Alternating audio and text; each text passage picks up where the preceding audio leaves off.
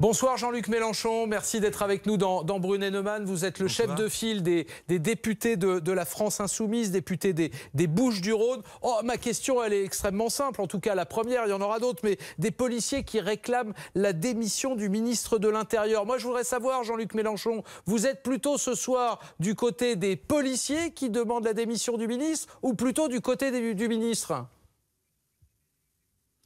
Non, moi je vais vous répondre avec le même simplisme que la question. Moi, je suis du côté du pays et je pense d'abord à son unité et au respect de ce qu'il est dans sa chair intime. Ce pays est républicain, donc c'est ça, on se soucie.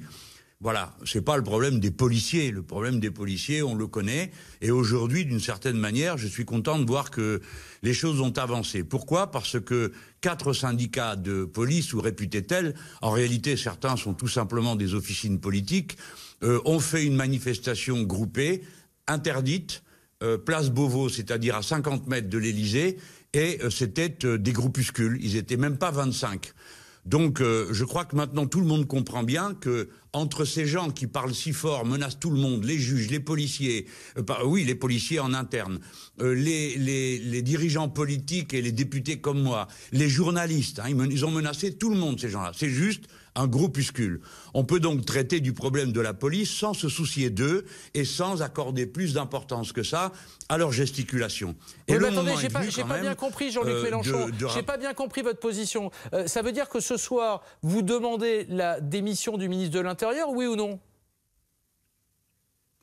Mais attendez, c'est pas à vous que je vais apprendre que ça fait un moment que je la réclame.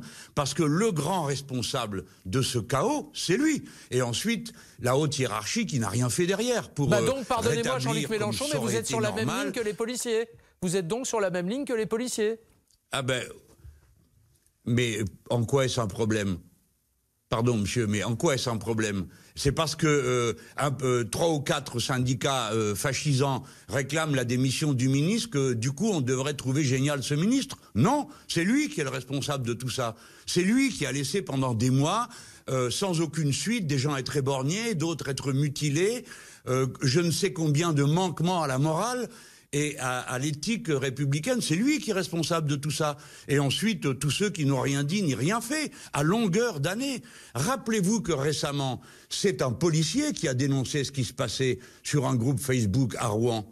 Et que ce policier, il avait signalé ces faits à sa hiérarchie, qui n'a rien fait aussi longtemps que ça n'est pas sorti dans la presse. De la même manière que le ministre n'a rien fait quand il était devenu évident que l'IGPN était une machine à blanchir n'importe quel manquement à la déontologie policière. Lisez l'enquête que vient de publier Mediapart, il y a de quoi vraiment avoir du mal à dormir le soir. On voit qu'il y a là une IGPN qui passe son temps à faire ce qu'il faut pour qu'il n'y ait aucune suite à aucune plainte.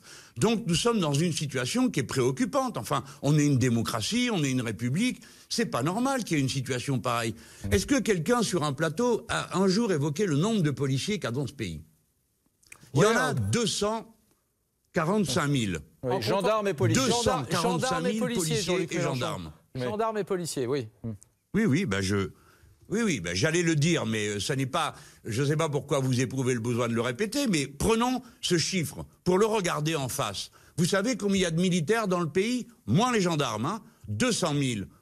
Alors, vous avez l'impression que c'est une situation qui est normale, qu'il y ait une telle masse de gens aussi mécontents et des résultats aussi pitoyables dans le maniement de la force lorsqu'il s'agit d'encadrer des manifestations, parce que c'est à ça que je pense. Justement, c'est un problème. Justement, Jean-Luc Mélenchon, demain, place de la République Opéra à Paris, manifestation sur l'affaire Adama Traoré. Serez-vous présent? Oui, j'y serai et j'invite mes amis à y être nombreux, parce qu'il faut qu'on donne à cette manifestation toute la signification symbolique qu'elle doit avoir.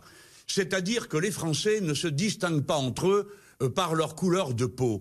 Et il faut que nous soyons nombreux à le manifester. De même que j'appelle les policiers républicains et antiracistes à manifester leur existence. Certains disent, Jean-Luc Mélenchon, l'emporter sur les autres. Certains disent qu'il s'agit là, ou qu'il s'agira là demain, d'une manifestation à relents communautaire, communautariste. Vous balayez cet argument? Bien sûr, je ne peux pas l'entendre, je ne peux pas l'accepter, ça n'est pas du tout le ton que prennent les familles de victimes, ni le comité Adama Traoré, ni aucun... Alors, je vous dis pas qu'il y a peut-être ici ou là quelques personnes qui sont sur cette attitude, mais il faut savoir distinguer ce qui est essentiel de ce qui est accessoire. Vous savez, moi je suis allé à une manif contre un acte antisémite et il y avait là la Ligue de défense juive qui nous a expulsés. Je n'ai jamais confondu la manif, cette marche silencieuse et amicale contre l'antisémitisme avec une poignée d'énergumènes. Donc je pense qu'il faut qu'on fasse le même effort à chaque moment. Pas attiser la braise, pas exciter les gens les uns contre les autres. J'ai vu Madame Marion Maréchal Le Pen dire « Je ne vais pas m'excuser d'être blanche ». Mais personne lui a demandé de s'excuser d'être blanche. Ce n'est pas le sujet. On ne va pas commencer à dresser les uns contre les autres. Ce que nous demandons, c'est que la loi, la justice, l'ordre, le respect, la dignité soient les mêmes pour tous.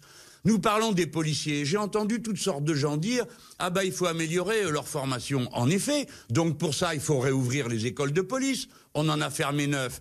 Pour ça il faut rallonger le délai de formation de la police. On l'a raccourci, c'est François Hollande qui l'a fait. C'est passé de 1 an à 9 mois. Pour ça, il faudrait avoir un niveau d'exigence à la moyenne de recrutement qui soit constante, qu'on ne recrute plus des gens en dessous de la moyenne, et ainsi de suite. Il y a beaucoup de choses à faire. Et puis, il faut que le ministre arrête de parler à tort et à travers. Parce que, pardon, mais je vais vous dire, ces policiers que je désapprouve, ces syndicats de policiers, il y a un point sur lequel ils ont un argument qui est très fort. Qu'est-ce que ça peut bien vouloir dire ?